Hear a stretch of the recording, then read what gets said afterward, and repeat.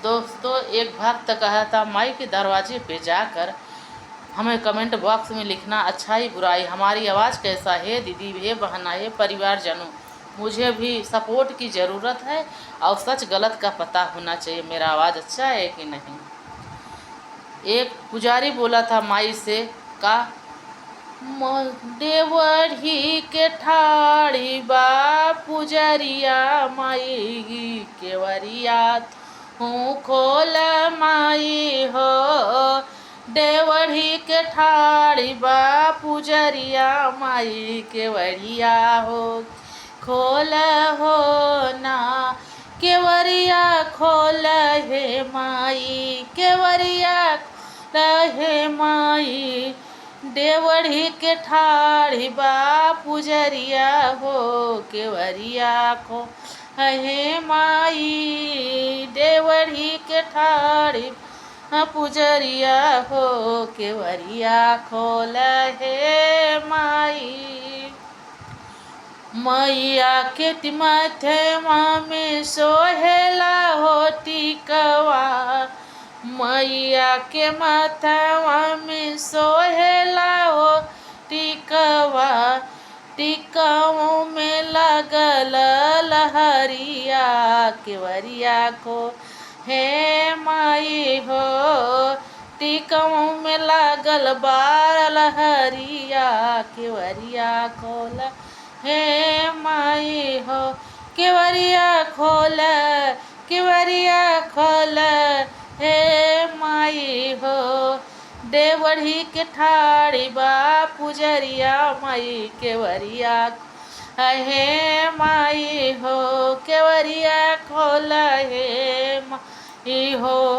मैया के गलवा में सोहेला हरवा, मैया के गलवा में सोहेला हरवा, हरवा में लागल बा टिकवा, केवरिया खोल हे माई हो, गलवा में लागल बा लहरिया केवरिया खोल हे माई हो, केवरिया खोल हे माई, केवड़ी खोल हे माई, देवढ़ी के ठाड़ी बा पुजरिया केवरिया हे माई हो, मैया के आंग पे सोहेला चोला, मैया के आंग पे सोहेला चोला, चोला में लागल बा लहरिया,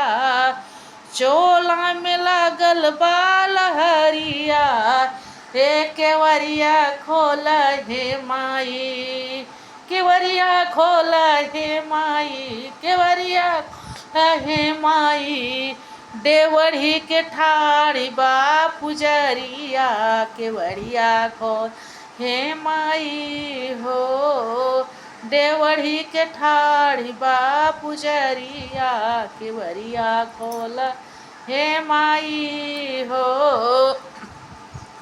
मैया के नाक में सोहेला नथुनिया, मैया के नाक में हो सोहेला नथुनिया, नथुनिया में लागल बा लहरिया, नथुनिया में लागल बा लहरिया, केवरिया खोल हे माई, केवरिया खोल हे माई, देवढ़ी के ठाड़ी बा पुजरिया केवरिया खोल हे माई हो, देवढ़ी के ठाड़ी बा पुजरिया केवरिया खोल हे माई हो, मैया के कानवा में सोहेला कुंडल, मैया के कानवा में सोहेला कुंडल,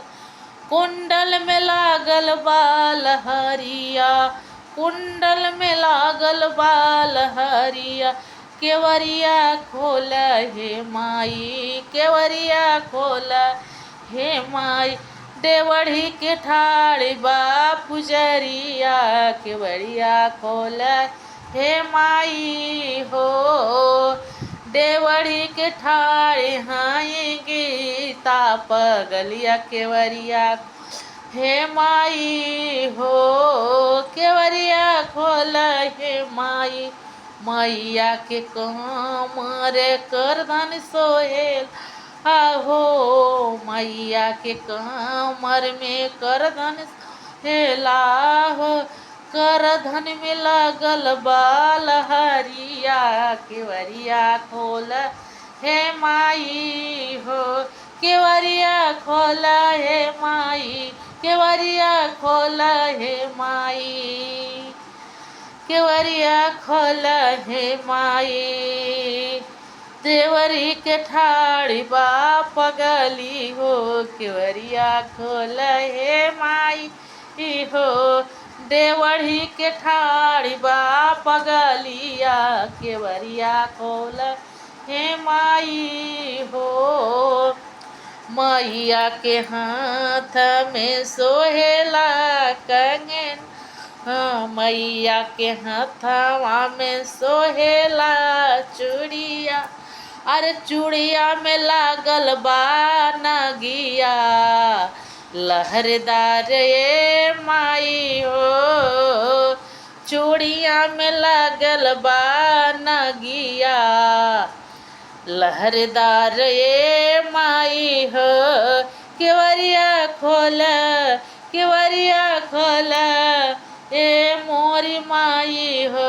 केवरिया खोल ठाड़ी बा पुजरिया माई हो।